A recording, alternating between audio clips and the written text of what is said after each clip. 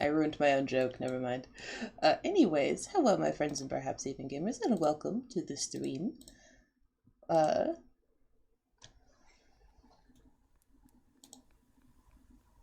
gonna do art. I'm only gonna be doing art for about 2 hours.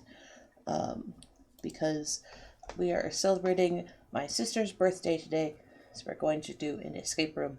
So I have to leave at just about 1 p.m. Pacific time, which for reference, it is 11 a.m.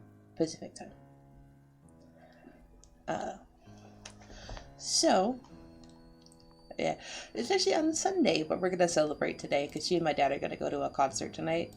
And also this Sunday was fucking wild. But I will tell you said hello and happy birthday. So we are returning to the art that we started last time, which is this lovely little palette challenge with one of my Baldur's Gate 3 characters, Kyria. Now, some important things I have remembered in subsequent... There's like literally one important thing I've remembered in the subsequent passage of time, and that is that Kyria has tattoos on the side of her face. So I need to get my reference image for her. Bells, have you seen my reference images for my Baldur's Gate 3 characters? Which I do characters I want for crap. I think you will do just fine. Because you will do it with love in your heart. It's my... Oh, I love this. Yeah. So this is actually... I have... For all three of my main Baldur's Gate 3 characters, this is Kyria, who's the one we're drawing today. I do also have... one for Fear Striker, who may or may not be getting a rename when I eventually get to Act 2, but you didn't hear it from me. And then I also have one I did get recently for Melody and the Spores, who is my Dark Urge. I let that like it's so cool.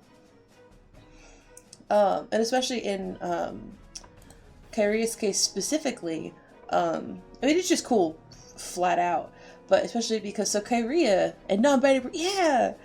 Actually, Fear Striker is, her pronouns are canonically they, them to the government and strangers, and she, her to friends and lovers. Because I love fun pronouns like that. When she's irritated with people, she will correct them. If she doesn't like them at that day. She's just like, pronoun privileges revoked. I am only they, them to you right now. Oh, yeah. I love her.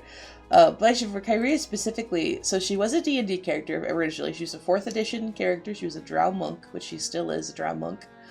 And then, after I stopped really playing D&D, and after that particular,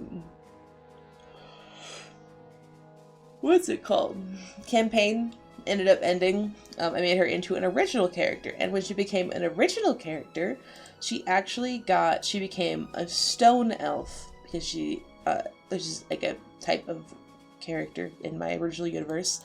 The thing with stone elves is they have patterns on their skin, that, resemble stone. And so actually she looks like this. This art by the lovely, lovely friend of the channel, Imp, by the way. But she's got, see these like granite patterns, or not granite, marble patterning on her skin. This is her girlfriend Mary, by the way. They're in love. They're adorable. And so when I ported her back to D&D via Baldur's Gate, I was really excited, and I gave her the vitiligo to kind of be a stand-in for the marble patterning. This is my dirge, by the way. I don't think I've made this ref sheet in the space between streams. But this is my dirge, Melody and the Spores. I love her. Look at her go. Her beard is neater than her life. Don't trust how well she takes care of her appearance. She is a mess. She just killed Kaga last night, actually. That was kind of funny. She did not hesitate. Like, normally she hesitates a little bit killing people, but she was just like, no, you're a bitch and I hate you. Die. Uh, I need to draw a current character for D as a Shadarkai bard with dirgy tendencies. Haunted Woodbacker has to do a kill a rando every 24 hours. Like it's a stacking exhausted debuff like that extra kill. That's so cool! What the fuck? That's cool as hell. I love her. I don't think I ever showed off my comic about Melody and the Spores here. Give me just a second.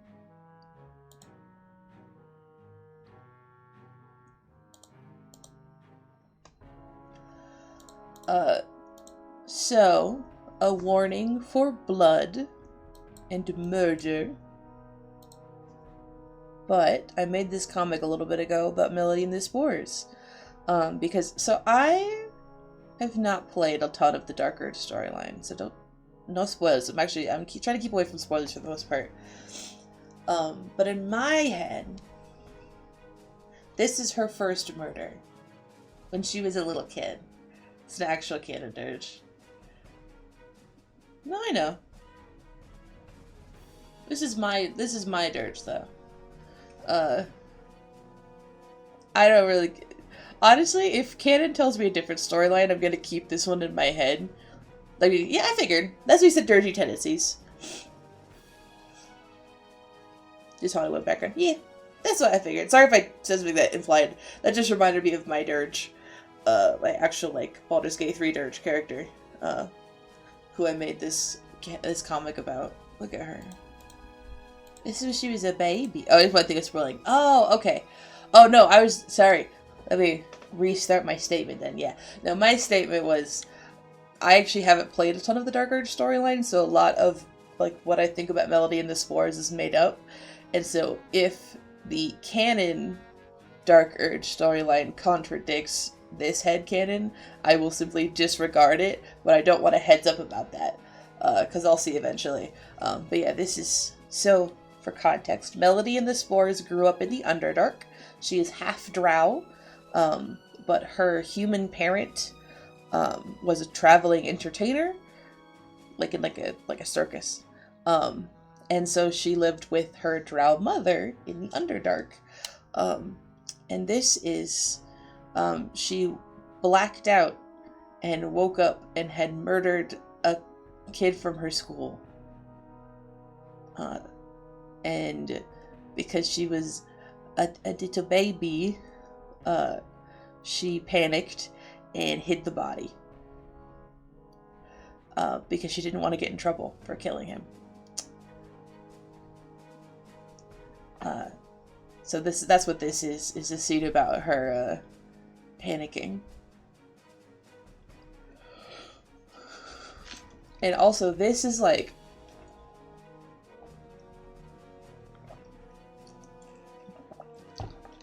the foundational instinct from which I RP her. Because in my head, what's happened is that prior to the memory wipe, she had in some way, shape, or form, I'm leaving that kind of open for the game to fill in for me, learned to cope with the killings. Or cope enough to not do as many killings. I'm letting the game tell me how that went. But post-memory wipe, she has returned to that initial instinct of, I can't kill or I'll get in trouble. Or like, just like that fear of like getting in trouble. So like, when I have some hard limits with the Moida, that's fair. She also does, but will be a lot of Moidas on it than those. Nice. Yeah, she's very much like, it like overcomes her, and she's concerned about it, and she has a lot of feelings of isolation and loneliness surrounding her experiences. And it's very good, and I have a fic that I will eventually finish so I can publish about her that kind of talks about the connection. It's more of like the literary connection between flesh and sex. So like the parallel of like murder and relationships, or cannibalism as a form of love, like that kind of like literary genre. But like if it was a horror, like if you're experiencing that as the horrors. I want to add some sort of consequence for if the party lets me go on too long without a moida. And I do end up killing, like similar to what happens if Gale Kit dies. Hell yeah. That'd be fun. Especially if you work it out with your party and your DM. I think that'd be hella cool. Because then you gotta weigh the consequences of your actions. I love interesting consequences of your actions. Also, look at my girl. I love her. Isn't she cute? That's a Homestuck brush.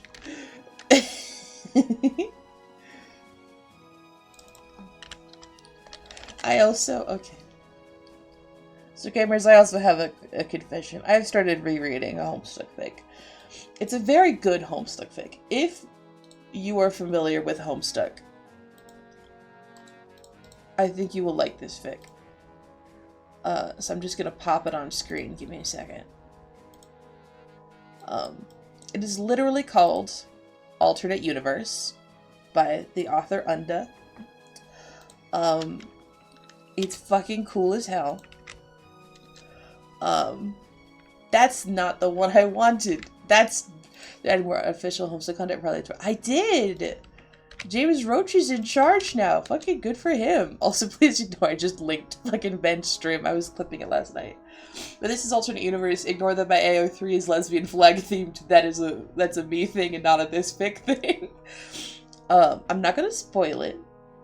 Because I think it's very, very fun to go in blind. But it is a fantasy college AU. I'm trying to see if, like, just based off the tags. June is there. They've got cool phones. Kanaya is there. It's very... Carcat has severe amnesia. It's delicious. It is 700,000 words long. Every single one of those words is fucking worth it. I also love this unwarranted slander towards Georgia as a state that is... Yeah, there's some slander towards Georgia as a state. I was actually following this from about the midpoint forward live. And oh my god, it was so much fun. And rereading it, it's also one of those ones where, like, you kind of have to read it twice for reasons. But it's fantastic. It's amazing. I love it. It's adorable. It does have a happy ending, if you're worried about it. It's Dave's soul cat in a very specific quadrant facility, like quadrant setup, and I adore it. This author Unda has turned me on to the Dave Soul Cat party. I was not initially on that train. I was meaning to read the entire collection and then get some in D&D brain rot took over that place out. I'll be revisiting Homes. Like, that's fair. Honestly, I love... Oh, this is lines too. I need to... I adore using both class specting and D&D character building as forms of... I can only have fixated on one thing at a time. That's fair. This is very specific to me. Color. I adore using class specting and D&D character building as forms of character analysis. Because I think not only is it a very interesting way to do character analysis, but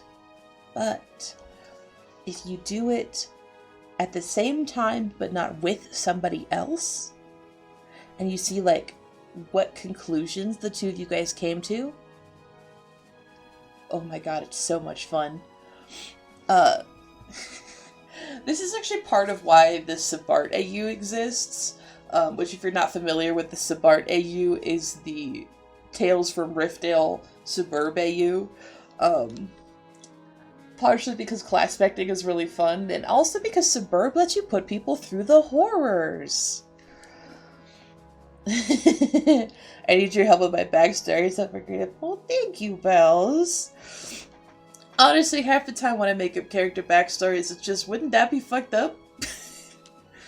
Well, also, because it depends on where we're going. Because, like, the way that I came up with, like, Melody and the Spores' backstory, specifically, is kind of based on some stuff that happens within, like, the Dirge. I'm gonna actually draw while I talk.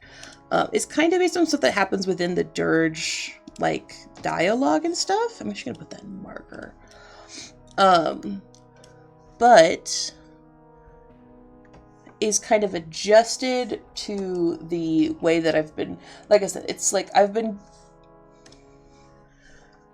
kind of finding where, like, what the game is directing me towards, and, like, kind of extrapolating from there. Kyria's backstory is actually, I've only just gotten to Act 2's Dirge, so I don't actually know anything about them. That's fair. I just learned a cool fun fact about them and a butler. So that's kind of fucked up. I do appreciate that the cape that they give you is red, though. I have met the butler. Yeah, I think he shows up.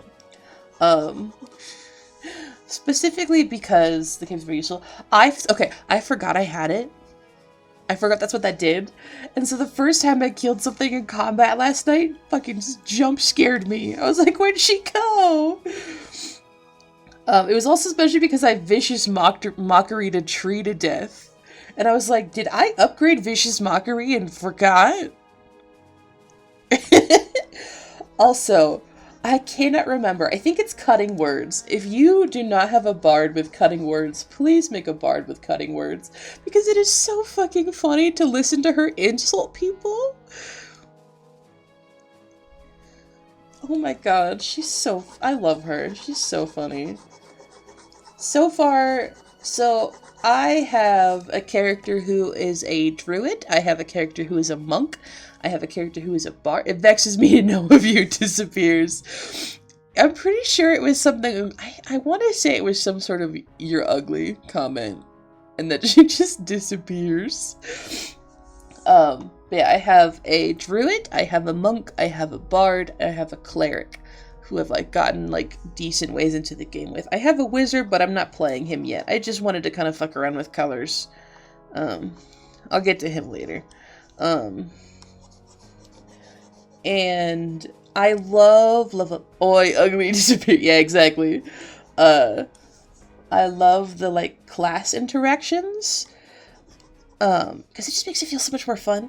But also, specifically, so there's a couple of things. One, if you save the Grove, right, and you're playing as a druid, Halson actually makes a comment that if he had known you under better circumstances, he would have loved to have you in the Grove, which is so cute and touching, honestly. Like, thank you, Big Bear Man.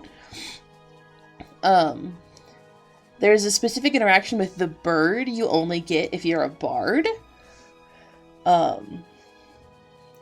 It's funny because, like, Kyria specifically, so she's a drow monk, and she's a Cereldrine drow, the one that's not evil.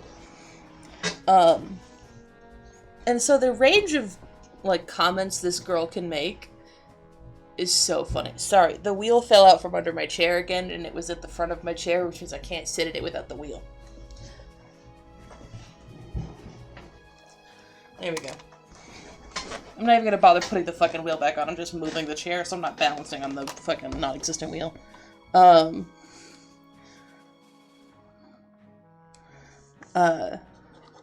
So, like, she'll roll up to a conversation, Kyria will, and be like, I'll have, like, an option to be, like, chill monk, and then I'll have an option to, like, say some bullshit as a drow, and then I'll have, like, a second option to say some Cereldrine drow bullshit that's slightly less weird. Also, okay. Does anyone mind, name spoilers for Baldur's Gate? Not, like, details, but just like a character name. Because I got fucking jump scared by a character name the other day.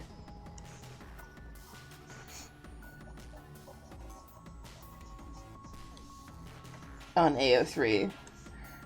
And I briefly talked about it on Twitter, but I don't think I haven't streamed since then.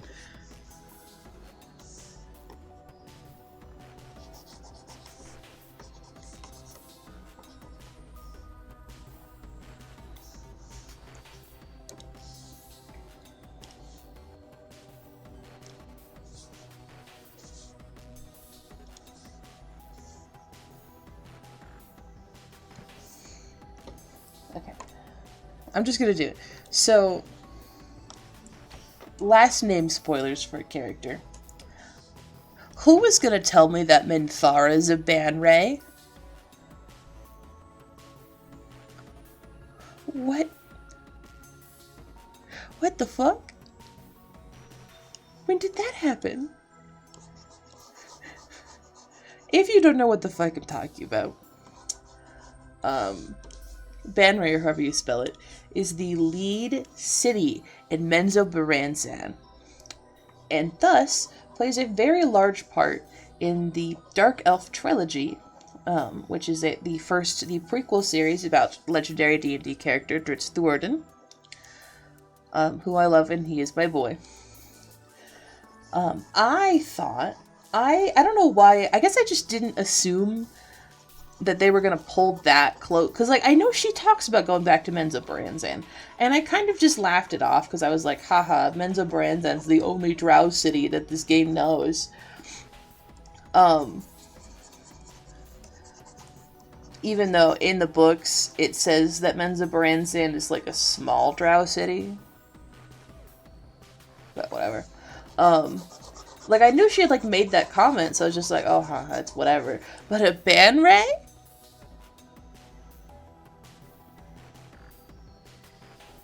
One of the most powerful drow in the fucking city? Because she's a fucking Banray daughter?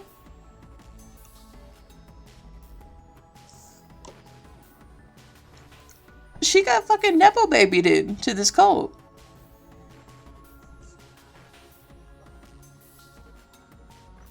The Absolute was just like, oh, I know the easiest way to power. Just get a fucking Banray in my cult. Like, huh? Bitch?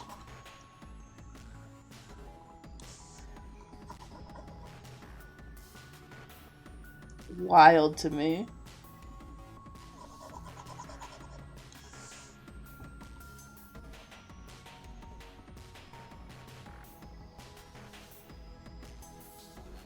I forgot I left myself that note. I'll do something about that in a minute.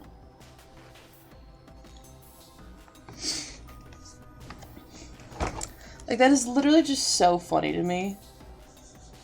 Like, as someone who was, like, obsessed with the Dritz books growing up. I'm also doing, like, a baby version of her tattoos. Oh, you know what? I should do this on a different layer so I can just mirror it over.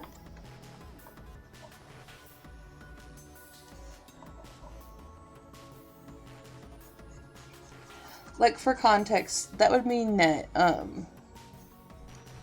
Minthara's mom is one of, like, the most powerful people in the Underdark. Full stop. Like, she grew up in the fucking lap of luxury. This girlie.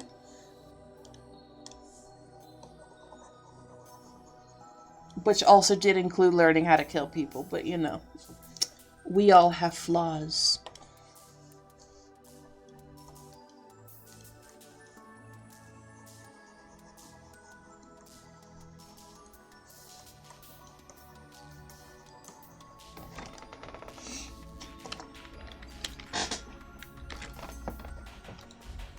I'll see if I can get a picture of Matron Banray in a second.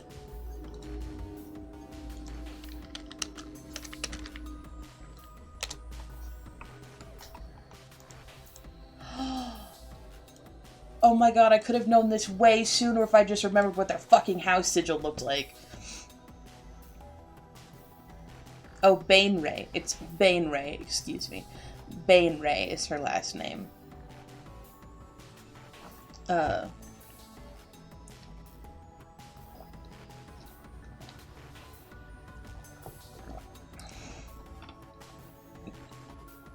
to see. Yeah, they were like Lowell's fucking favorite bitches. Both of the fucking leaders of the schools are Bainrays.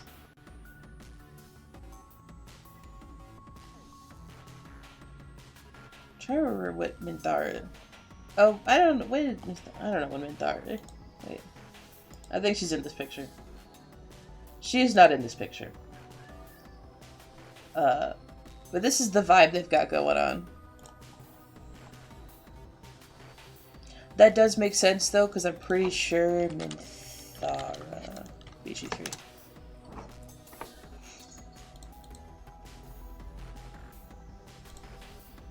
Yep, right there. On the side of her neck. You can't really see that. Right there.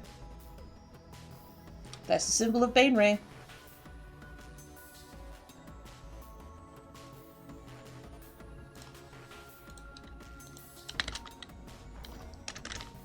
I do kind of want to know whose fucking daughter she is.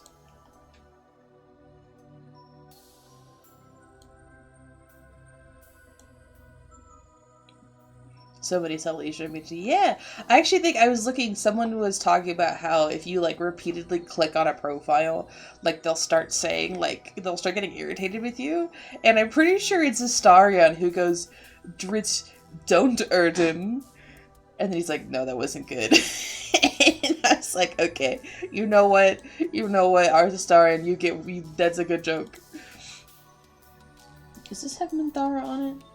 That's not even the Bainray house. That's not anything. You're not showing me you're not showing me the fucking... There it is. Bainray is not on this. Zach Naveen. Oh, this is someone's invented Bainray family tree. Anyway. This is her family. I wonder if I can go find that video. No, I'm gonna do it over here.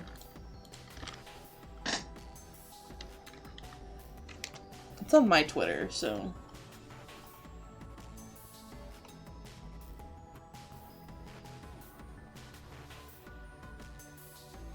Here we go.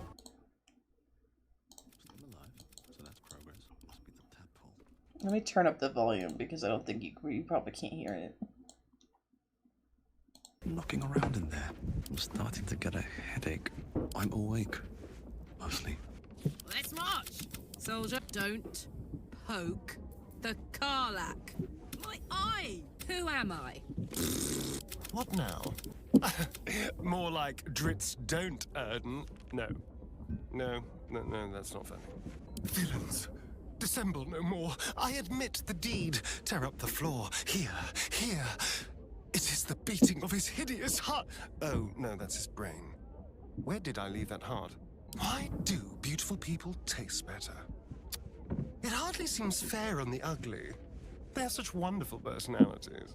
Strahd wouldn't put up with this shit. Sharp as ever. Where there's a will, there's a why. Could do for a broom. So two halflings walk under a bar. Heart of gold, eye of stone. That is one of my favorite... I clicked the wrong button. That's one of my favorite Baldur's Gate 3 videos of all time. By the way. Especially fucking where there's a will, there's a why. Hello? Will, what does that mean? I mean, I know it's a reference to his name, but that's such a funny fucking way to put it.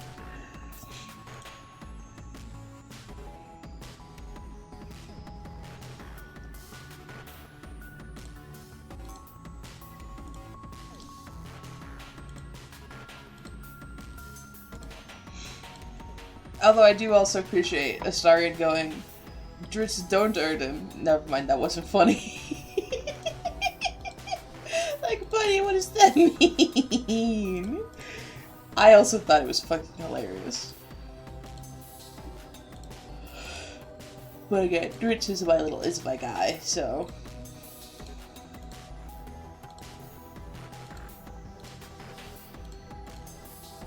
I love those books. Actually, I literally have the Dark Elf trilogy, right? Well, okay, I like the first 6 books. I like the Dark Elf trilogy, I like the Icewind Dale trilogy. And I have a graphic novel that takes place somewhere in the timeline that I think is pretty cool. I just don't know where in the timeline it is.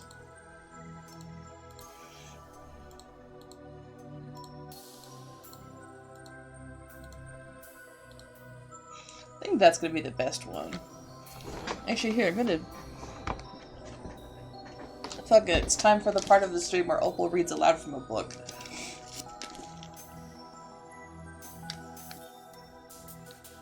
Let me see.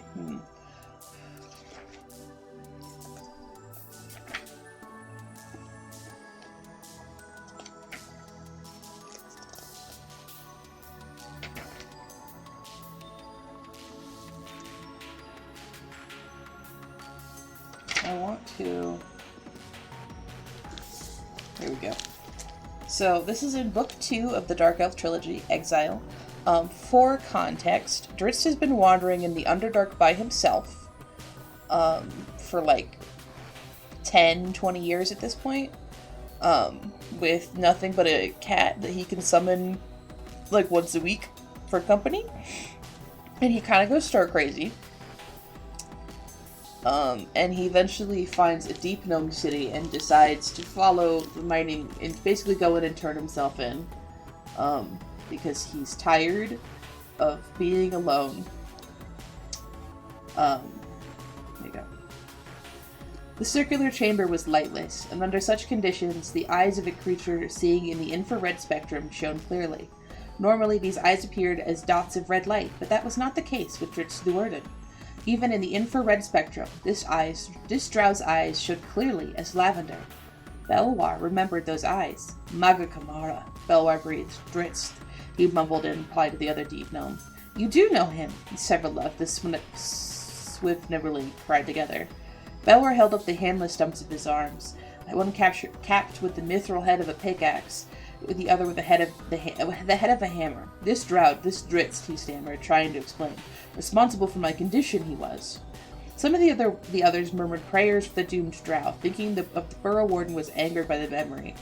Then King Schnicktick's decision stands, one of them said.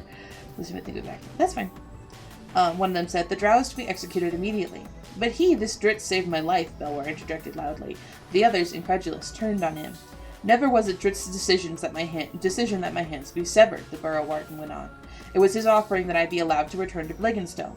As an example, this Dritz said, but I understood even then that the words were uttered only to placate his cruel kin. The truth behind those words I know, and that truth was mercy. An hour later, a single Sneblin counselor, the one who had spoken to Dritz earlier, came to the prisoner. It was the decision of the king that you be executed, the deep gnome said bluntly as he approached a stone chair. I understand, Dritz replied as calmly as he could. I will offer no resistance to your verdict. Dritz considered his shackles for a moment. Not that I could. The swift Neblin stopped to consider the unpredictable prisoner, fully believing in Dritz's sincerity. Before he continued, meaning to expand on the events of the day, Dritz completed his thought. I ask only one favor, Dritz said. The swift Neblin let him finish, curious at the unusual drow's reasoning. The Panther, Dritz went on. You will find Guinevere to be a valued companion and a dear friend indeed. When I am no more, you must see to it that the Panther is given a deserving master, Belwar Dissingle, perhaps. Promise me this, good gnome, I beg. The swift Neblin shook his hairless head, not to deny Dritz's plea, but in simple disbelief. The king, with much remorse, simply could not allow the risks of keeping you alive, he said somberly. The deep gnome's wide mouth turned up in a smile as he quickly added, but the situation has changed. The Dritz cocked his head, hardly daring to hope. The Burrow Warden remembers you, Dark Elf, the swift Neblin proclaimed. Most honored Burrow Warden, Belwar Dissingle, has spoken for you, and will accept the responsibility of keeping you. Then I am not to die? Not unless you bring death upon yourself. I love this man. this dude comes up to him and is like, yeah, we're gonna, like, the king wants you executed. And he's like, yeah, that's fair. Please take care of my cat. Me too, bestie. I also love, he's like, I'm not gonna die, and they're like, not unless you fucking kill yourself, I guess. I love Dritz. He's so funny. I don't think he means to be, but he does, and it's very silly.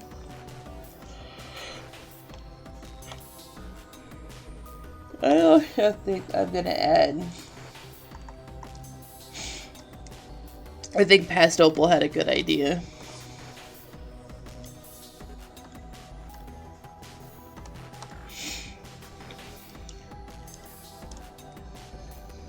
I just don't know who would be batting at the braids.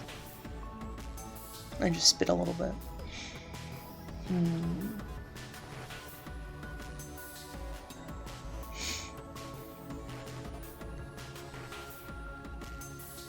Oh, whoops.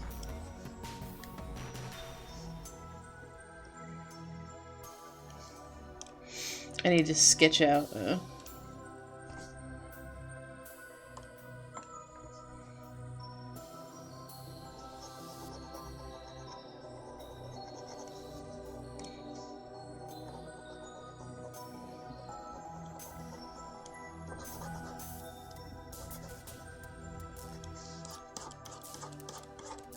I guess I do want to go see. Hell yeah, I'd love to.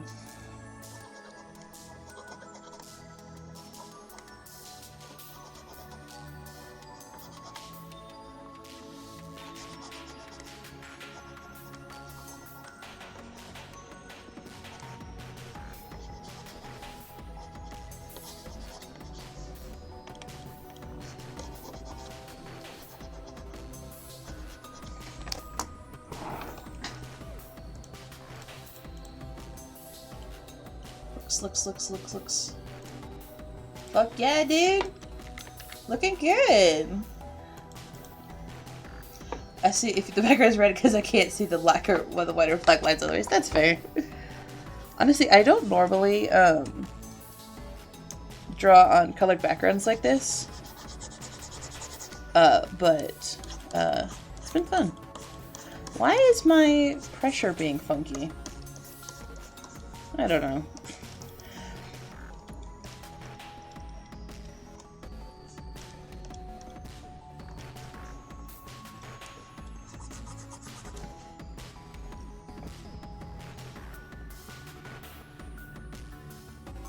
Maybe I need to clean my tablet. Where's the little cloth I used to clean my tablet? That was directly into the microphone, I apologize. I'm gonna use a sock that's here. Just kind of buff off the residue.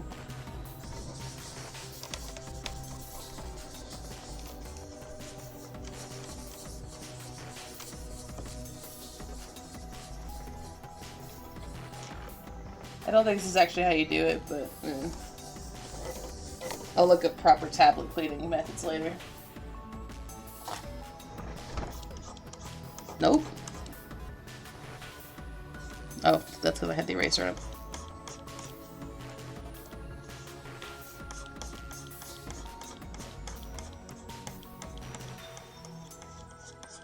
Maybe it turned on pressure settings. I normally have those turned off because I don't use them.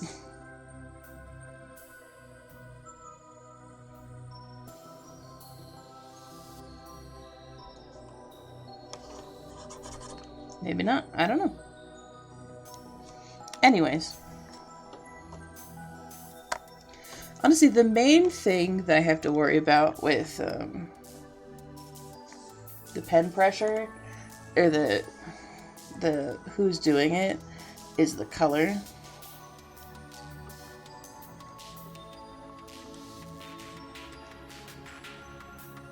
Which member of the party do y'all think would be most likely to just kind of walk up and start smacking her braid?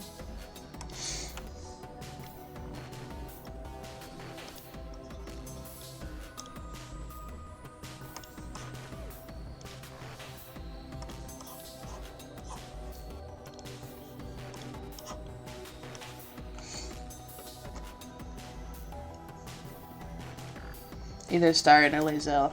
I think Lae'zel would be funnier. We'll go with Lae'zel then.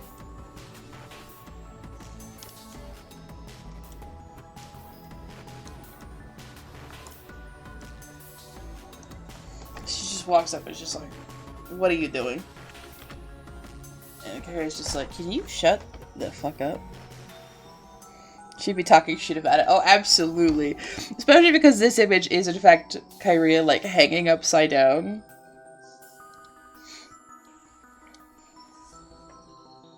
Oh, whoops.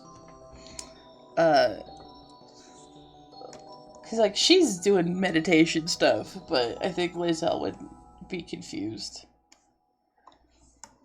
Where's my green? Green.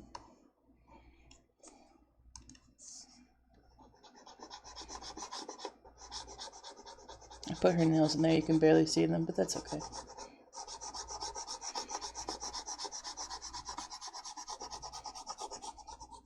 I think if I'd done a star, it would have just been a big mass of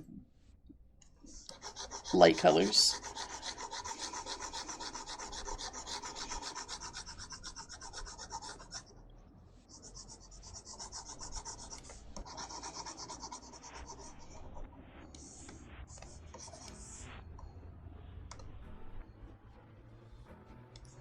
What color was I going to use for white? I think I was actually going to use pink, because Kyria's hair is like tinged with pink. This method of rest is inferior to Githyanki sleep. True.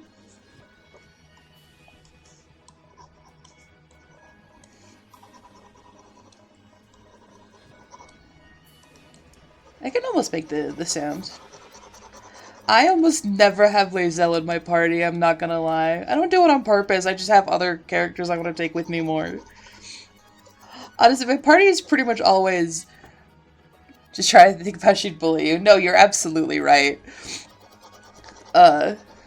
It's very funny to me because pretty much my party is almost always Karlach, Shadowheart, Buddy of the Week.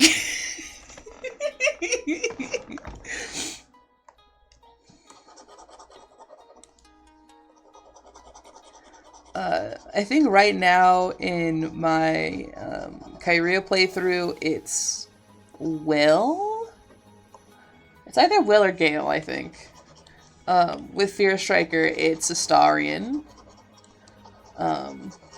He's hanging out with us. I think Melody and the Spores, I think it's also Will.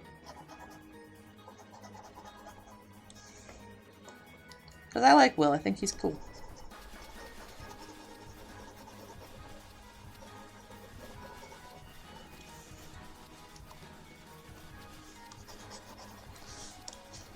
I was using the mono pen.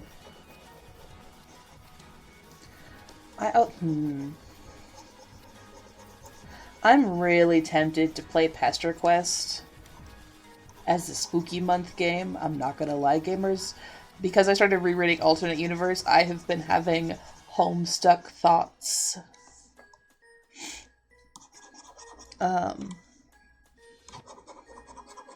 Or Hive Swap Act 2. Actually, do I have the 25th off?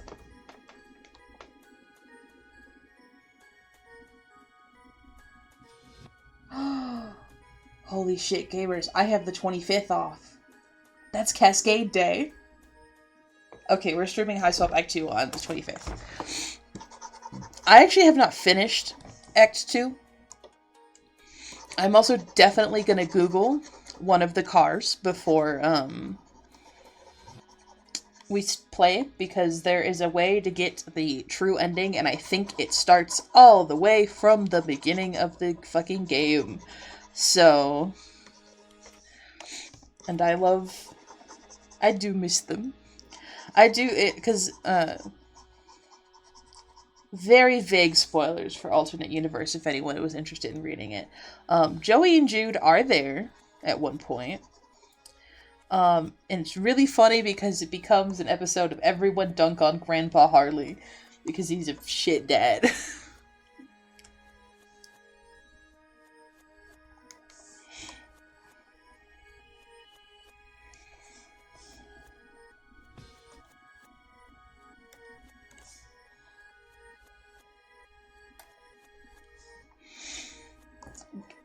I'm not gonna spoil what's up with Grandpa Harley. It's very funny though. I won't lie.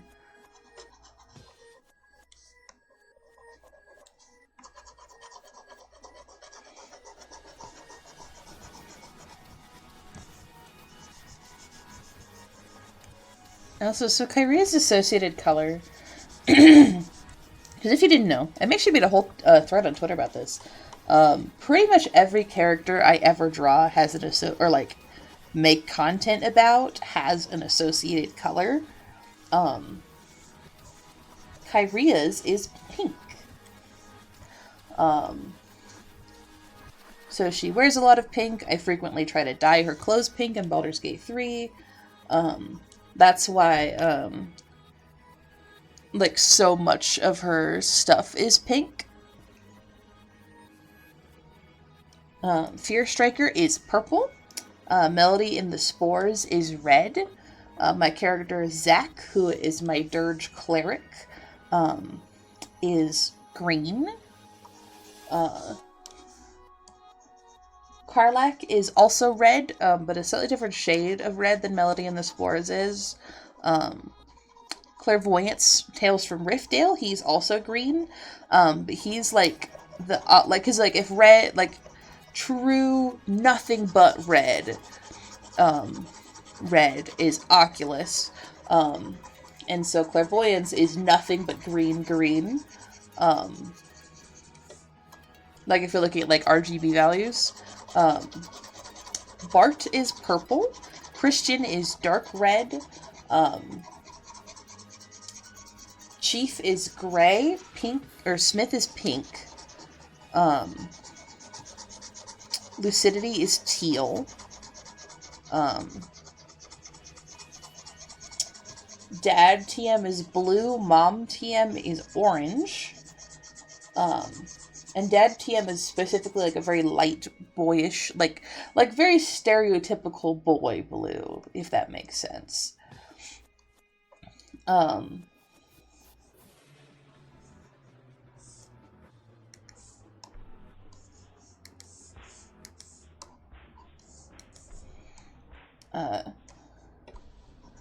to think of some other characters. I have obviously, like, the Homestuck characters kind of come with associated colors. Specifically, though, Karkat is still gray, because there are already so many fucking red characters in Homestuck. So he stays gray. Unless I'm making a point about blood, and, like, the blood aspect. Then he can be that kind of, like, muddy brown red.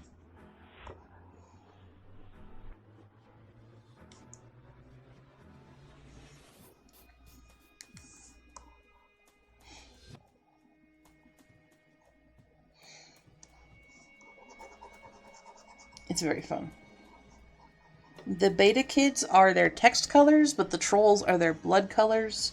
I don't really associate Rose with orange, unless it's specifically in a god tier context.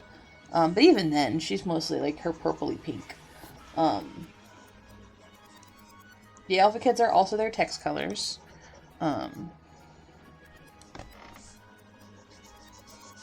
Yeah. Rich Stewarden is also a purple boy, but he's like a dark purple boy. He's like muted colors. He's like kind of a green boy, he's also kind of a purple boy.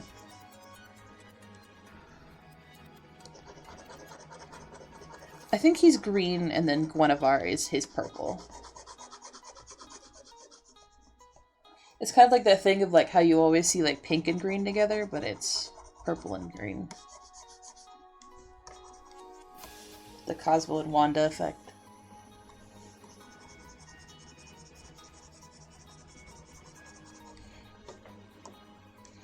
I love how I could just use the fill tool, but I'm coloring this by hand.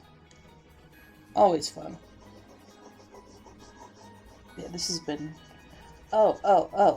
Harrowhark, Locked Tomb. She's like a grayish color. I don't know exactly what. Gideon is orange for sure, though.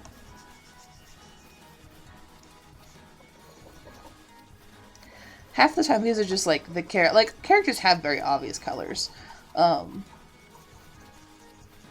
especially in stuff like Homestuck. But then I guess stuff like Clairvoyance is green because Oculus is red, right? I don't remember why Bart is purple though, and I think it was Riley who started doing that first, but I don't remember.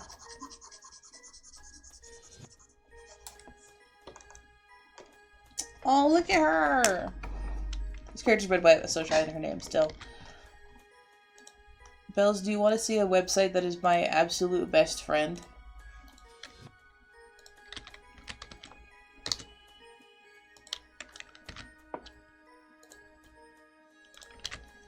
FantasyNameGenerators.com is my best friend.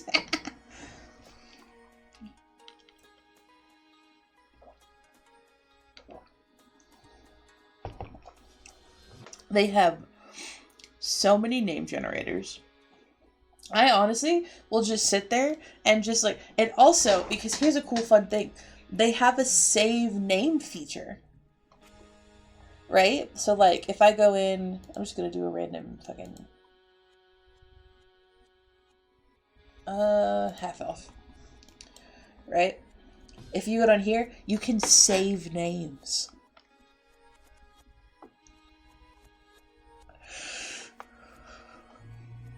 So I have a bunch of like names just kind of like saved on the end.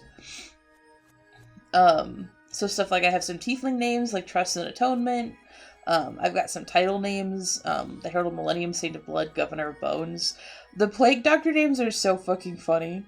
I do love Assistant Disorder and Doctor Diagnostic. Those sound like fake doctor names. Serendipity Rainy Pool. Isidora for a vampire. The creature in the One Chaos as troll ancestor names. The Ill Blood, that fucks. The Summoner, just the real man, the Summoner.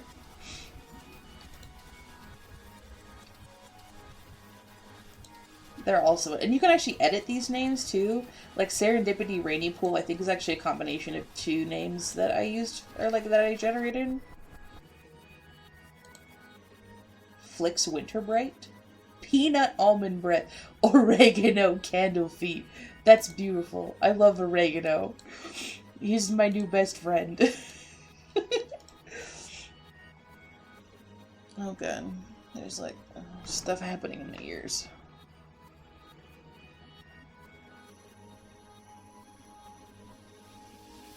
Also, I'm kind of tempted to draw Homestuck after this.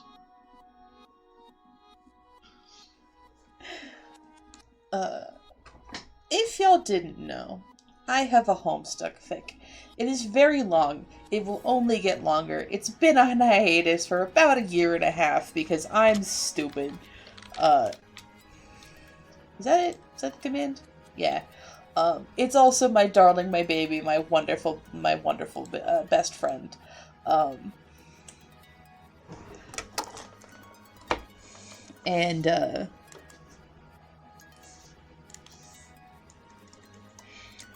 want to get back to it at some point. I miss it.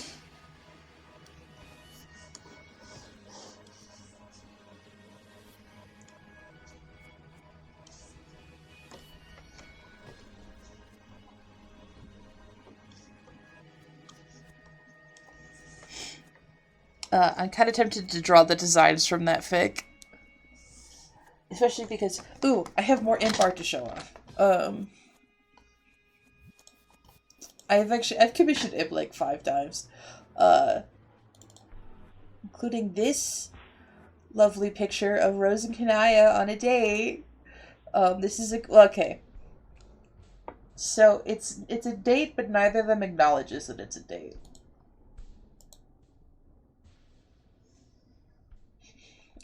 But anyways, they're adorable. I love them. Look at Kanaya. Look at Rose. Look how smitten Rose is. And there's also this one, which is June having a bad time. We'll get there eventually. I think this one's actually already in the fic. as part of a nightmare scene. But that's a whole other thing. So.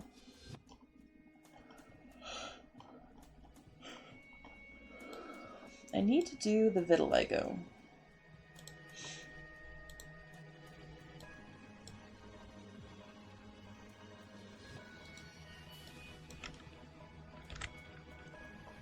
Yeah, that'll work. I actually think I need this image. Like...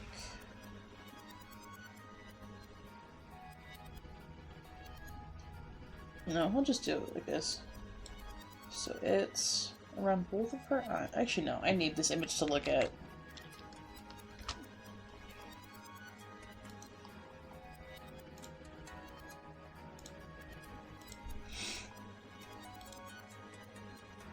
On my other screen.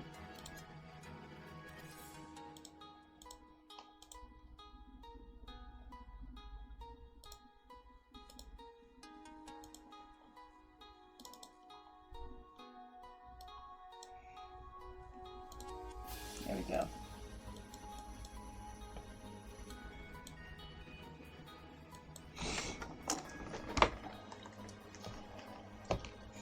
Gonna zoom in. I'm also going to really quick.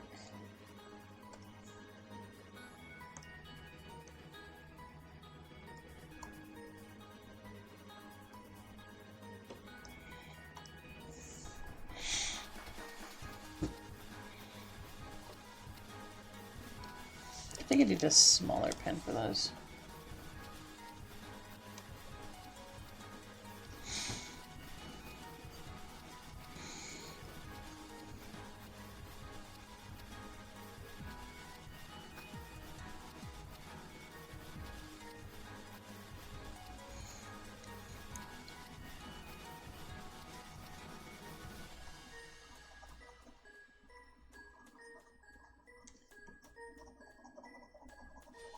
Did y'all know that vitiligo can actually grow and shrink over time? I think that's cool. Because I knew it could like spread. I didn't know it could shrink until... That's really cool. Yeah, a friend of mine had it happen. Which he was very excited about.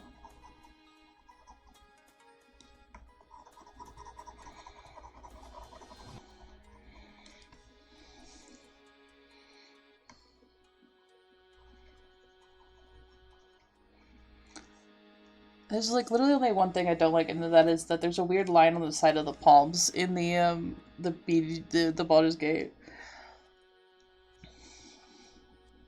version. If like you have enough to cover like more than just part of the palms or the hands, it's like a weird line, and it bothers me every time I see either of my characters who have it talking with their hands in a cutscene. Oh yeah. Like, you literally don't see it unless, like, you're paying attention, but I'm paying attention. It's me, I'm the one paying attention.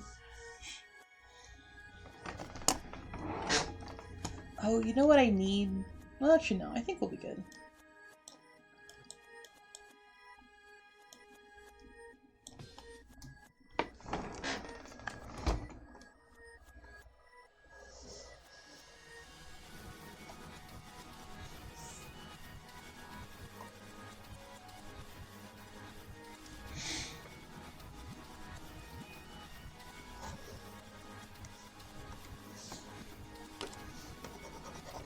Donate it in there.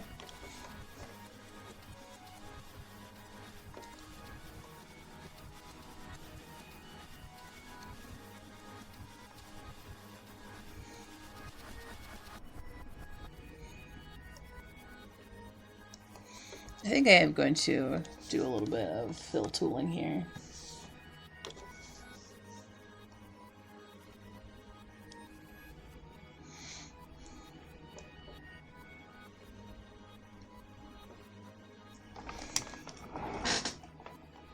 Ah, my hair. I have my hair down. Do y'all want to see how long my hair is, by the way? Because holy shit, it's getting so long. Like, so I think it was about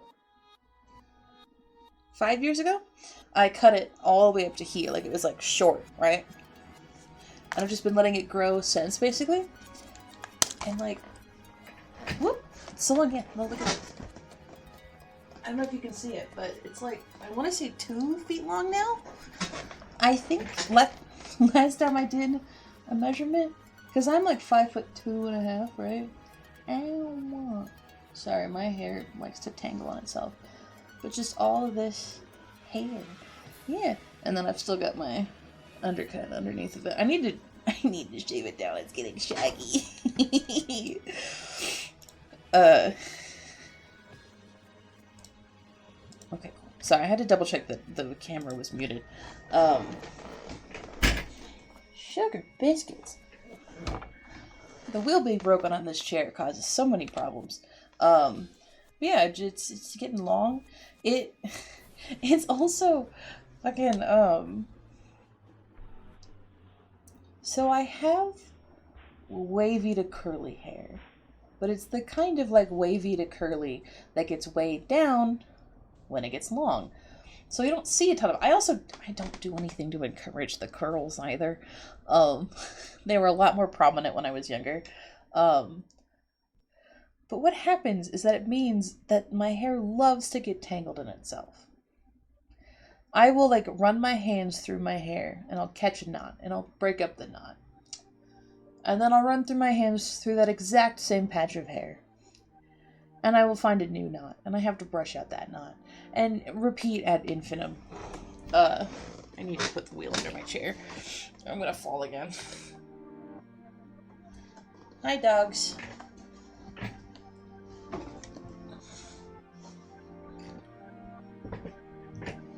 I have both dogs in here.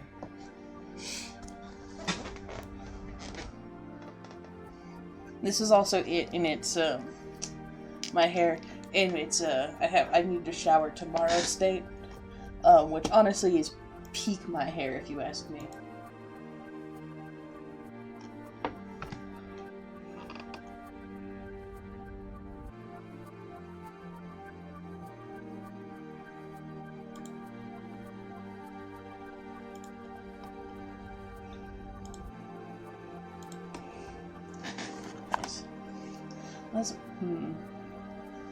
I want to draw art of my Baldur's Gate, of my tabs and my dirges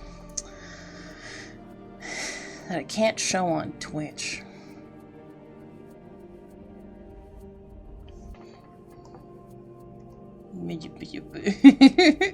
That's all I have to say about that. Oh. It's my secret, is that I do sometimes draw that kind of art. I just don't fucking put it anywhere.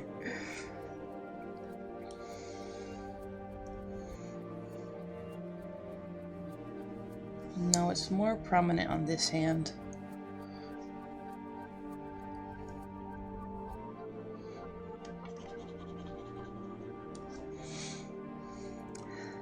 There's like one server that gets to see my art of that variety.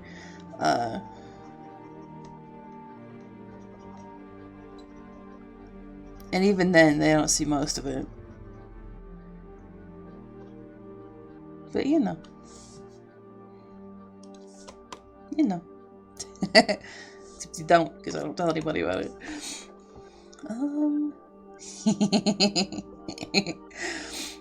Okay, and there's like a big... Probably I should see the side of it.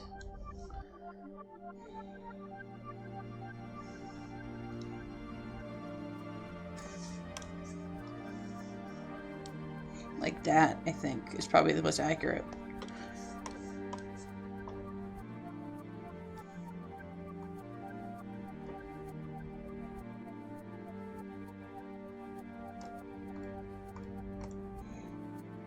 There we go. Look at her go.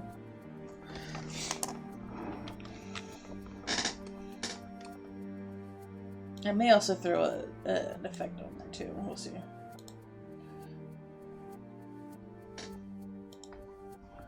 Not dark. That's the opposite of what I want to happen.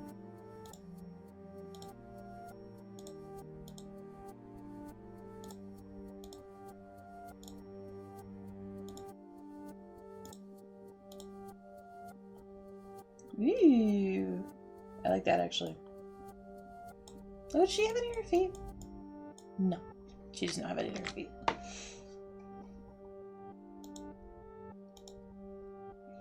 I accidentally, control I still this. Oh, yeah, you know, I don't want to draw her earrings in. Also, fun fact, Kyria is so far the only character I have who's taken the hag steal.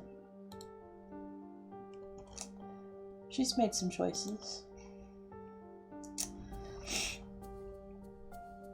Which is this one that Zephyr continues to be right? Oh, this is about Vriska, that's why.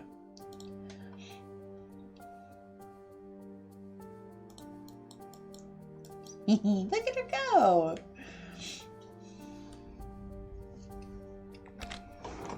I'm trying to like keep mostly true to the colors. Like obviously play around with layer effects because layer effects are fun, but like still keep mostly true to the palette colors. Also I'm gonna mute myself really quick to open a can.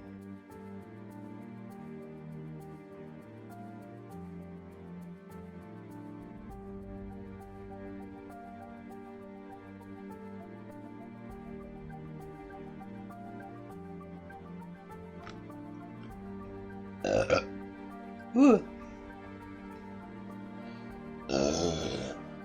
Excuse me. I have ginger ale. Toss. I got my art glove wet with condensation. I think, I think what I'm gonna do for the rocks, just the background in general,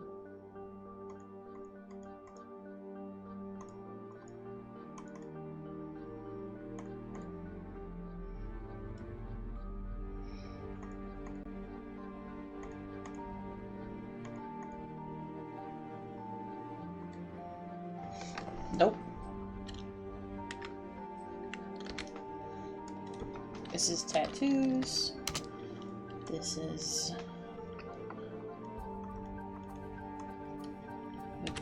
till I go. This will be background color. The thing I'm gonna do for these is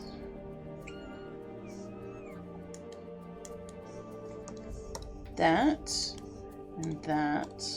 Nope.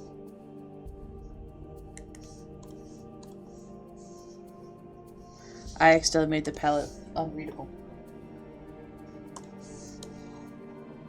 Put it over her face for now.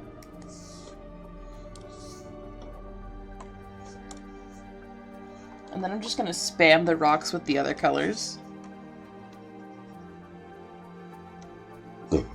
Excuse me.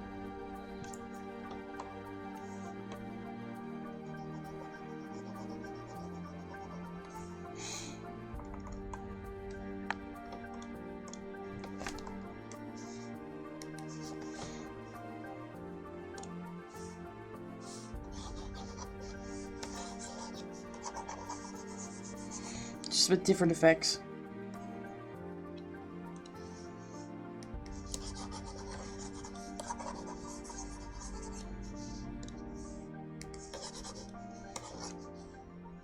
I actually don't like that.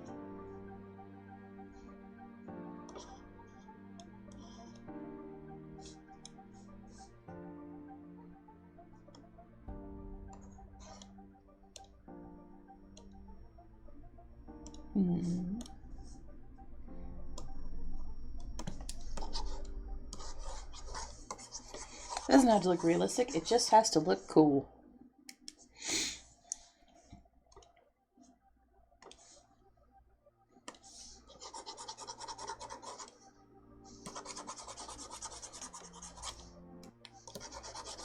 That is my favorite art philosophy, by the way.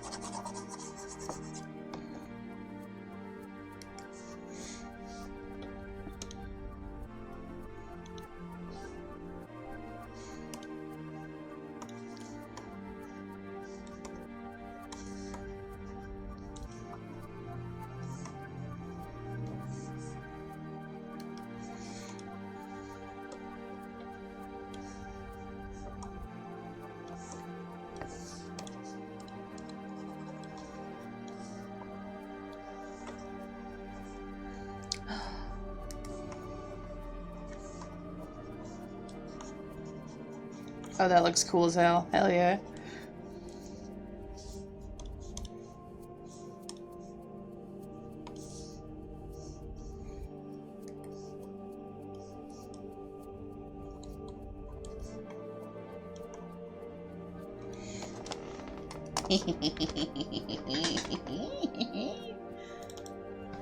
Rock failure.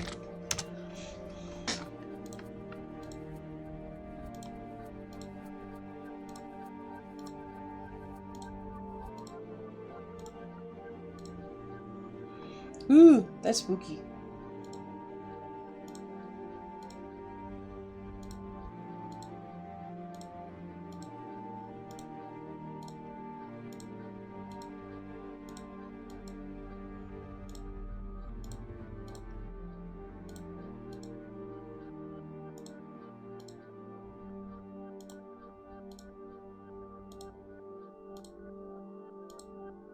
That looks cool.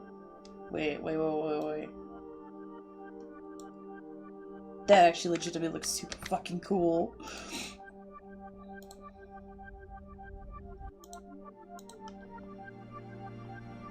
I think I kinda wanna keep that, actually.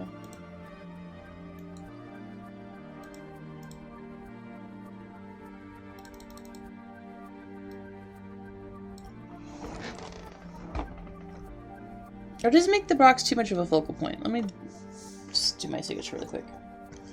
Why is that pen so slow?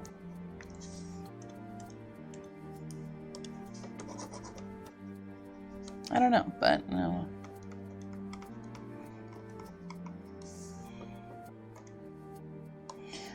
Okay, it looks super cool. I think it makes the rocks just a little bit too much of a focus.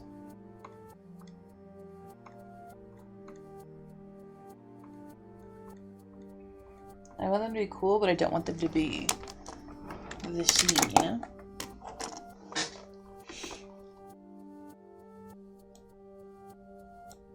Maybe I should put a wash over them.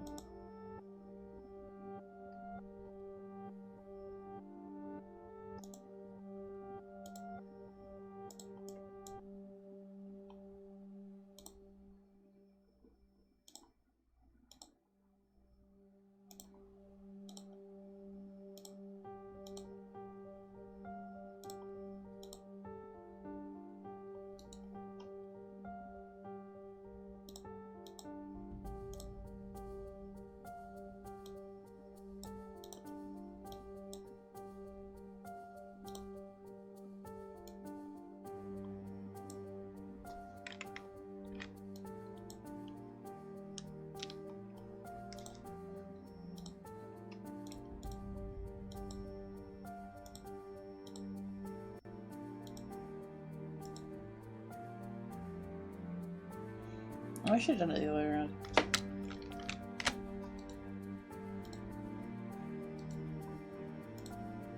There we go.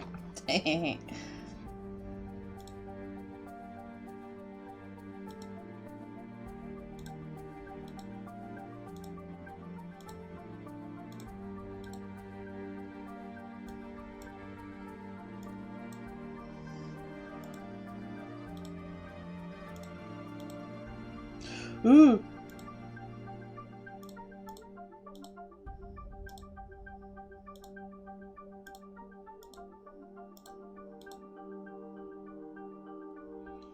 It's actually kind of fun. Disappearing into the shadows. Oh, look at her. She's so cute.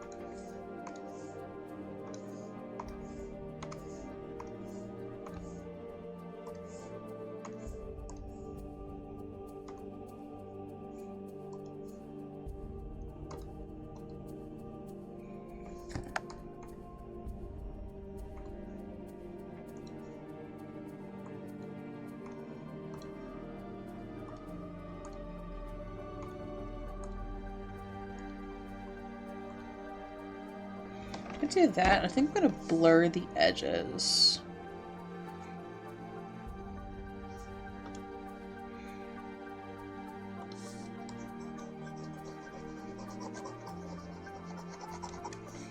No. No.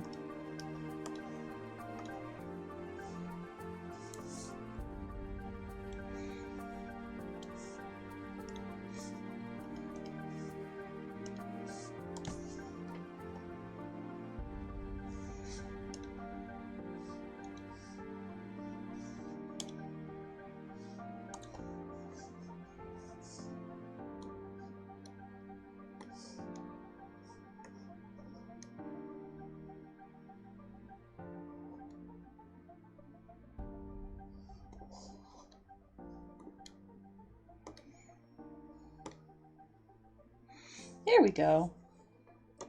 Just gonna give her a little, just a little something, something. Just a little something. I like it. I think it's cute.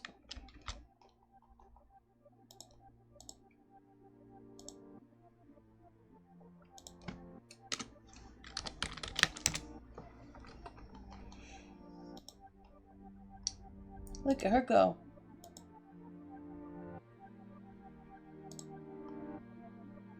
Okay, so I've got like half an hour before I gotta take off. I think, because I can do whatever I want, I'm gonna remake my ref sheet for my Beyond the Divide cast. So I do have a ref sheet that I made back, I don't know, at some point. I'll find out in a minute. I looked at the wrong folder. No, this is the right folder. I'm just stupid.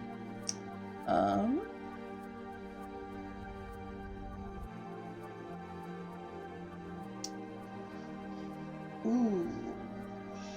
Is it in a format I can still access? Yes, it is. Okay, I have to open it up in Clipstudio in a MetaBang real quick first. So, back in the 2021, I made this ref sheet for my wonderful, wonderful cast. I think I can do better. I am, however, going to steal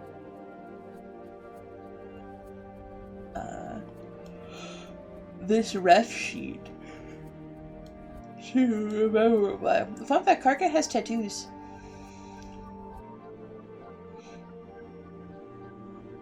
I didn't mean to zoom in on his chest, that was a mistake. Ignore June's arms. They're spoilers.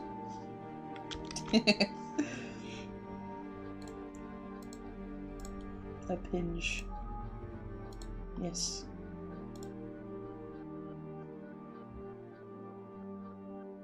Wait.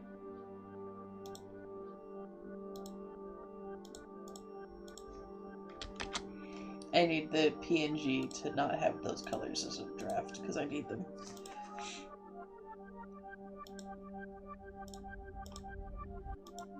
There we go. These are my kids. There's June. Look at her go. Isn't she cute? Cancel. I want to open an image. I'm just gonna sketch it for now. Maybe not everybody either. I just want to sketch.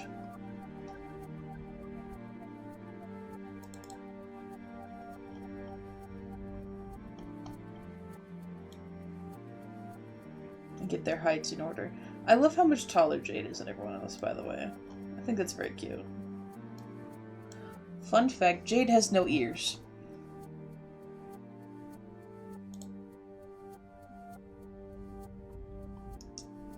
Because, well, okay, she has no human ears.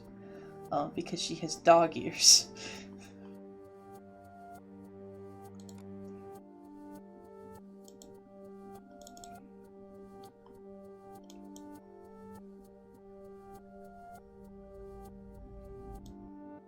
Incident TM.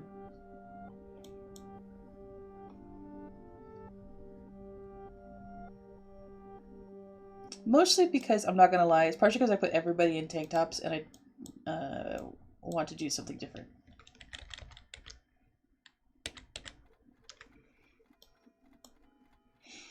Like actual, like, underwear riffs.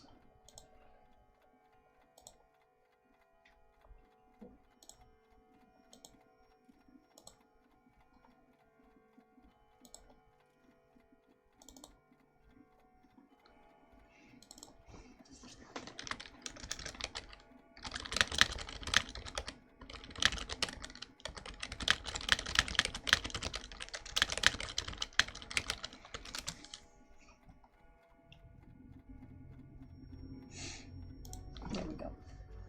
I posted it in the Benja Boys server. Oops, you can't see that.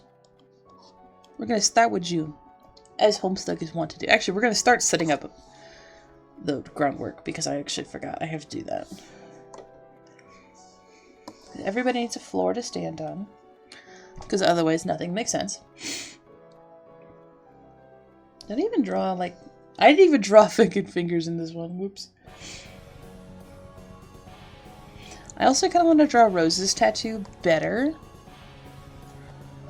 Because it actually does not look like that. It actually has a little bit more detail than that. Or I will simply canonize that as that little detail.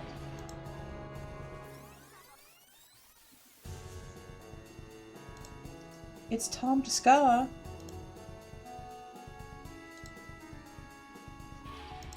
So I'm in Mr. Tom Ska Rituals Patreon Discord, as I support their Patreon.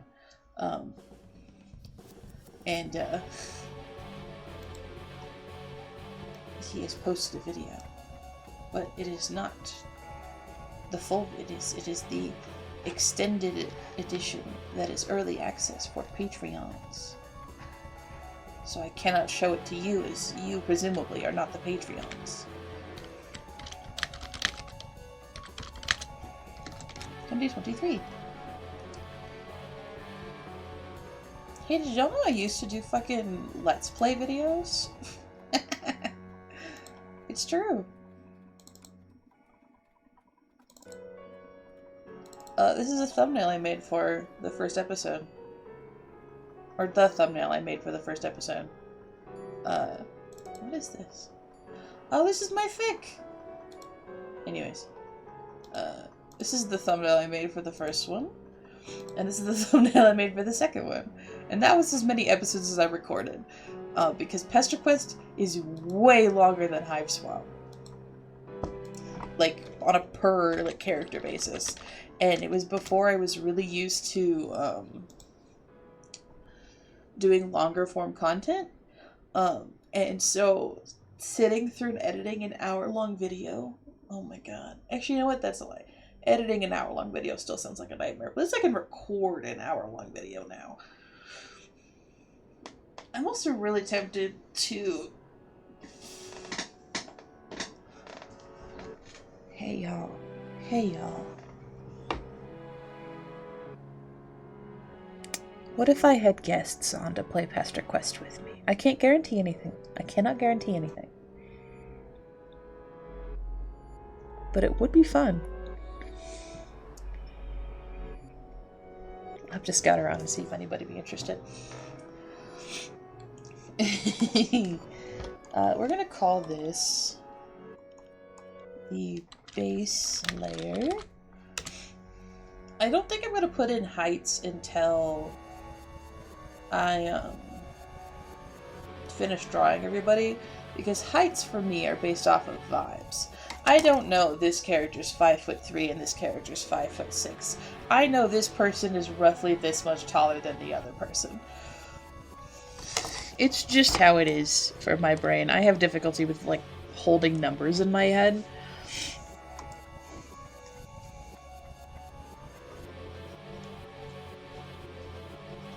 Is it my fucking pen? I had...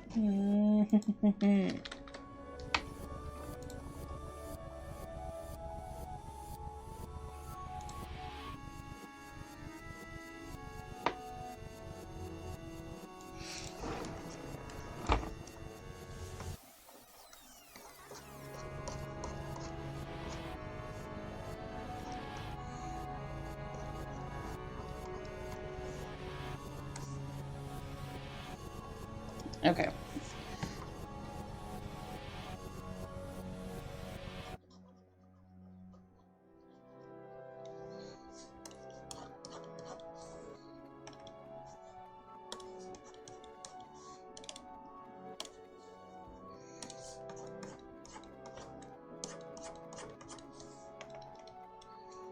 I don't know what's happening.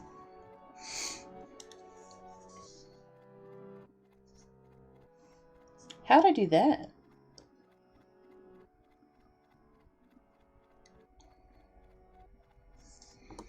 I don't know, but I'm gonna do that instead. June.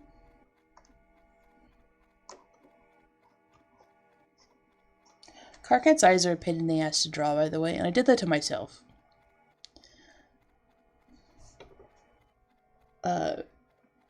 Because essentially Carcat's eyes in this fic.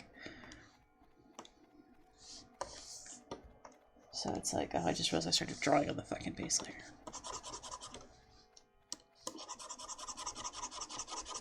That eraser's just bigger, so. So like eyeball, right?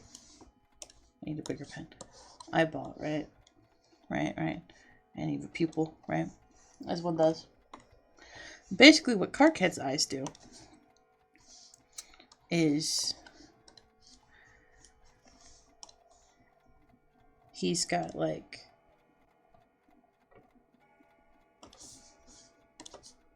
a red ring, and then he'll have a gold ring outside of that, and then a red ring outside of that, and then a gold ring outside of that, and then a red ring outside of that. And his irises are definitely like bigger than a normal person's, and then eventually it fades out.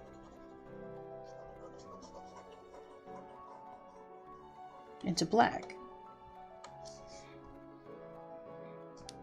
I did that to myself. I didn't have to, but I did. And I'll stand by that.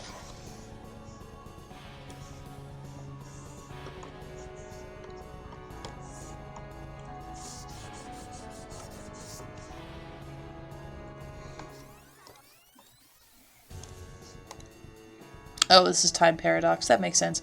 We're in like the felt chunk of this playlist.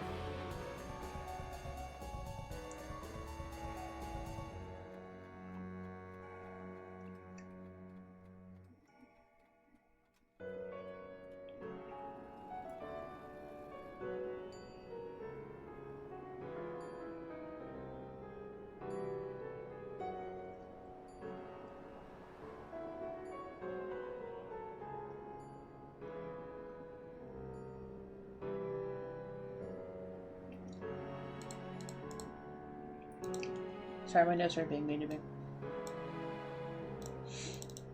This sketches. I think the way that I've seen some people do ref sheets, because everyone does them a little bit differently, it's kind of like, unless there's like a reason, kind of have like one hand like this, and then the other hand like this. I think I'm gonna do that. I didn't have my pencil out, but that's okay.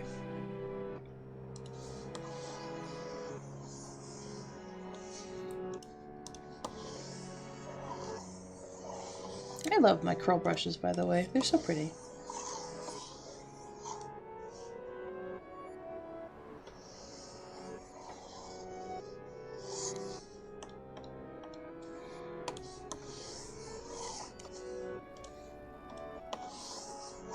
I may need one for Jade. Actually, I'm gonna put her hair down. Anyways, I'm probably gonna need more. Oh god.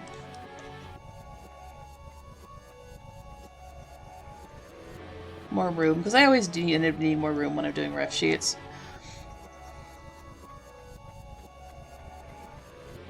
But that's okay. And then fun fact, both Jade and June have much rounder faces. Rose also has, it's a bit different, because so Rose and Dave both have more square faces, or like rectangular faces. Carquette is like more fully round, where June and Jade have like cheeks. He's just like round all around. And Kanaya's pointy. Because she's pointy. She's a vampire, I don't know what to tell you.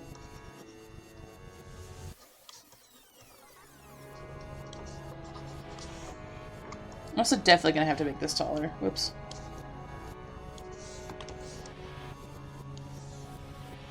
Oh, but you could draw smaller. I could. I'm not going to, though. You can do... Wait, actually.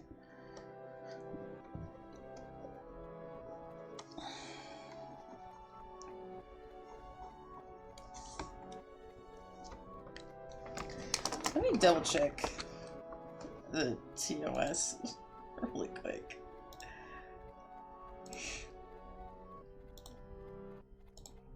Hey, Twitch.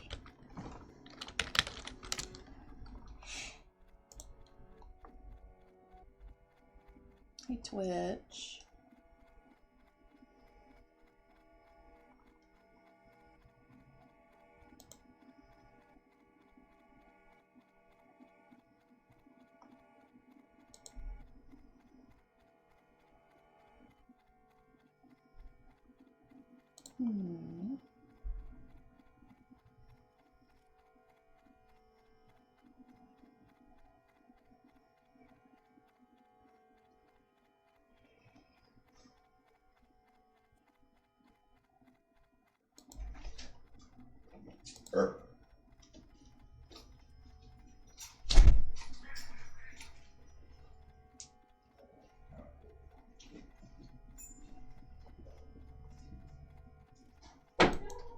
Okay, we should be fine.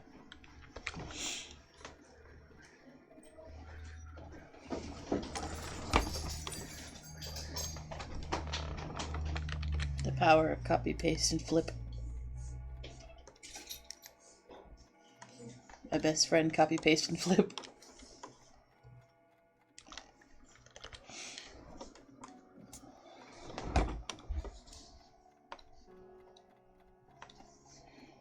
I actually got pretty close to eyeballing Egbert Blue.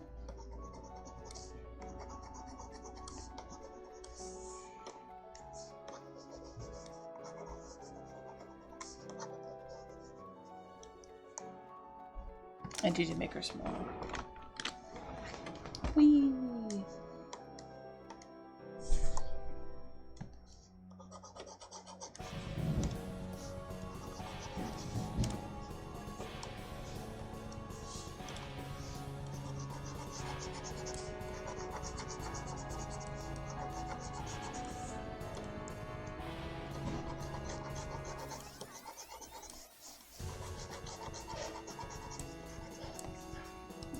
Foot.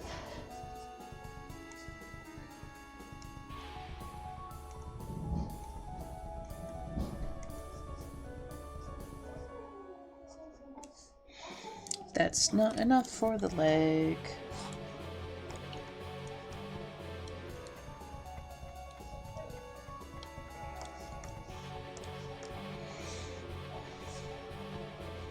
It's also not how legs work. I just don't know why I struggle so much with legs, but I do.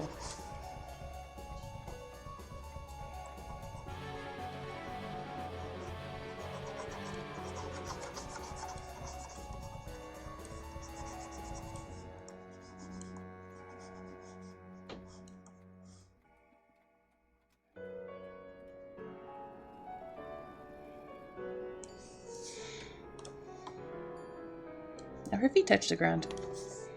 Which is funny because they don't actually touch the ground that much in the fic.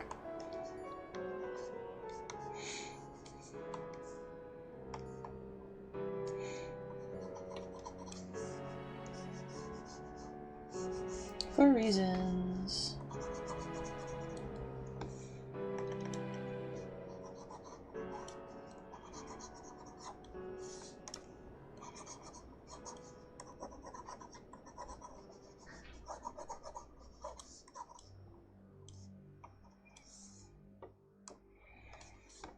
You know, they'd be tilted down like that.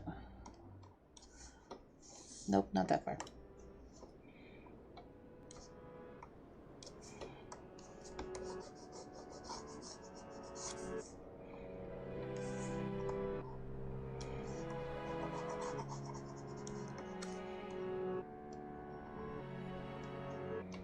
She's just a human person. Well, okay.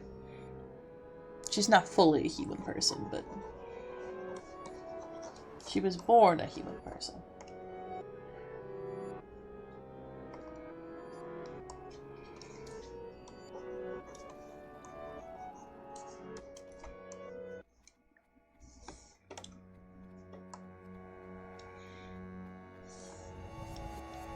It should be softer.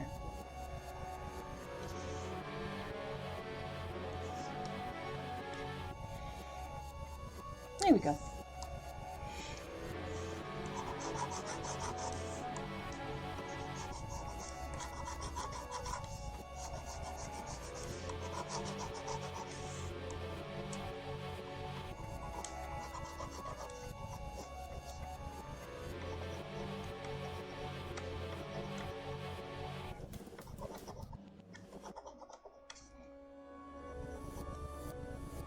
Oh yeah. No, yeah.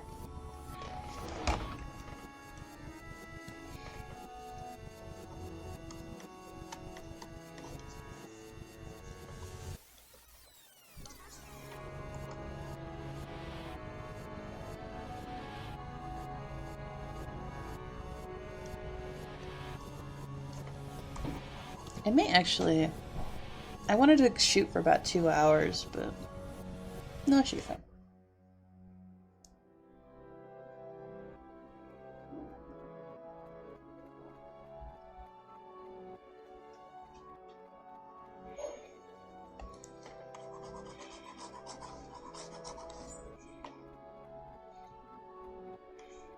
What if I just copy-pasted the yarn?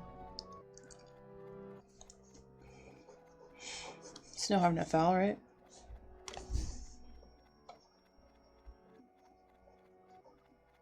Here we go. Just up to the wrist, like that. Copy, paste. And flip.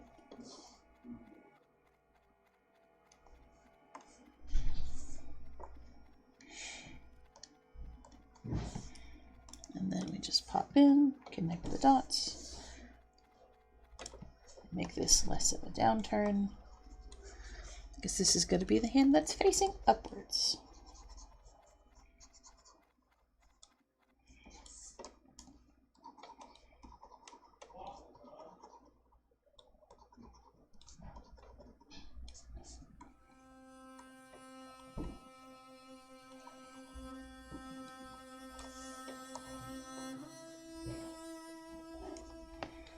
I'll move this thumb up a little bit.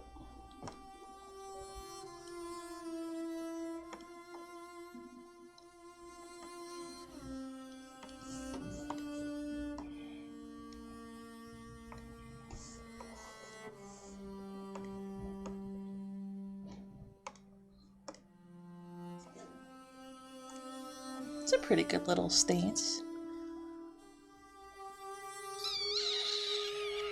Her body's too big for her head.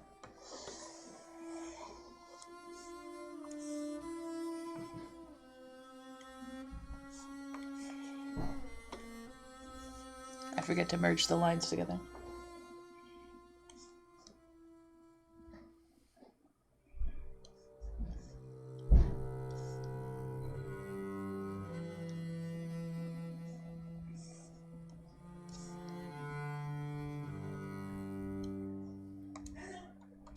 It's like by just barely enough to be like bother me, so.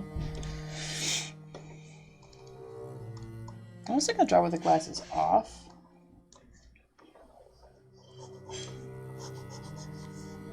And then have the glasses like next to her face. Then they make their noses shaped. Because Jade and June have the same nose. My pointy noses.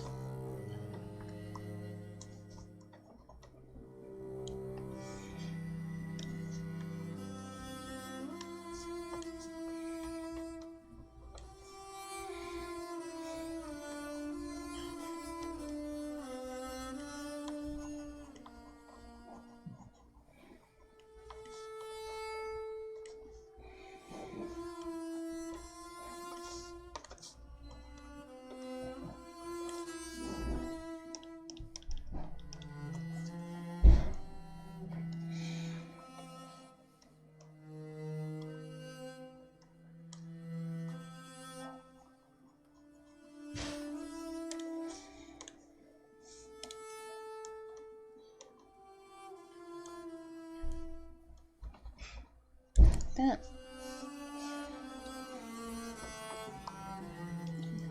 Yeah, Juno's around her eyes. Then see, Dave does.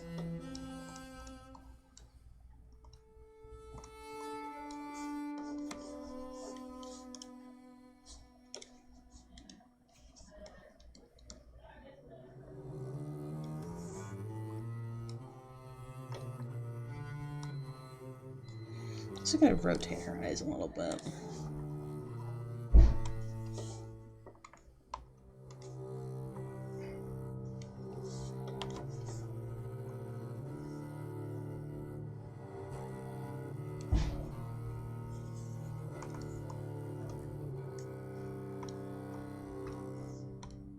She looks more like she's looking forward.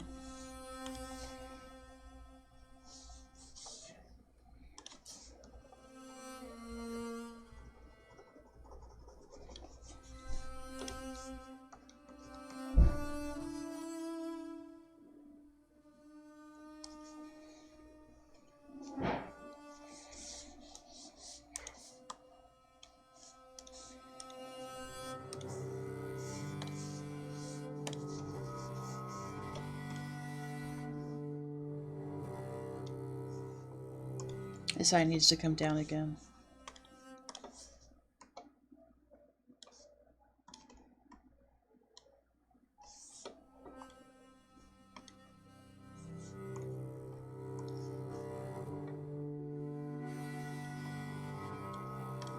There we go.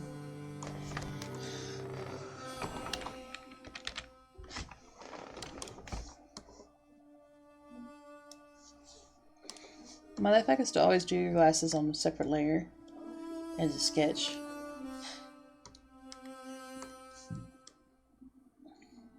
Make your adjustments and then go over it again with as lines.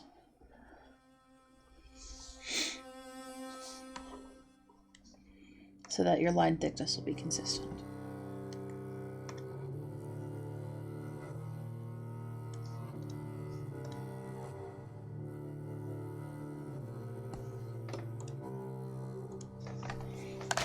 I'm going to do this as like a glasses sketch layer. Because I will inevitably need a lot of different glasses. This is the sketches folder.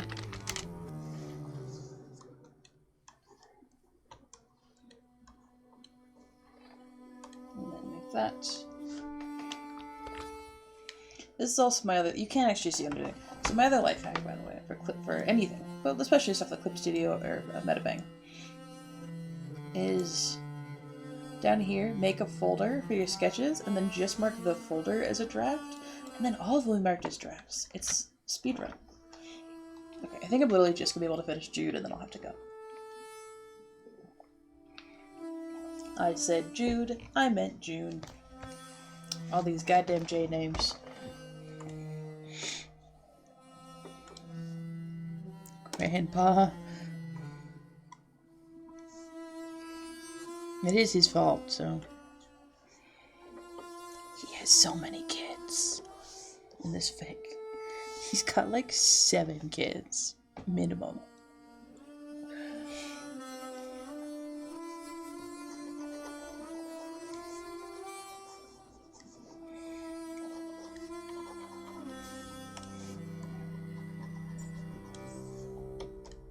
Also, he's got a thing for fairies, but that kind of just happened on accident.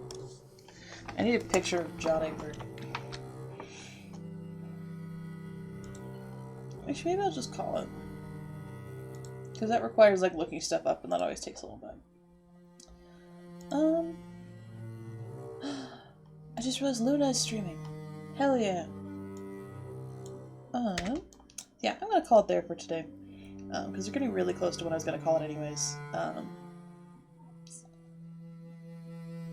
And I don't know if I have enough time to go looking for images. I'm gonna go looking for, like, reference images of, like, the actual sprites off stream. So here is where I will leave you. Thank you for watching this live if you're watching it live. Thank you for watching it back if you're watching it back. In general, thank you for joining me. Make sure to get all your post-stream self-care. Regardless if you've been watching me for 10 minutes, if you've been watching me for 15 minutes, if you've been here the whole time or just now joined us. I will most likely see you again on Tuesday afternoon. What will we be doing? I have no idea. I have to talk to some people to see if anyone wants to do stuff with me. But Luna is currently streaming. We'll just shoot her a good old opalescent raid. Because I'm too tired to think of another raid message. Raid 10 to title Luna. That's okay. And also title Luna, she's great. So, hell yeah. And I will see you next time. Hopefully, have a good day. Bye!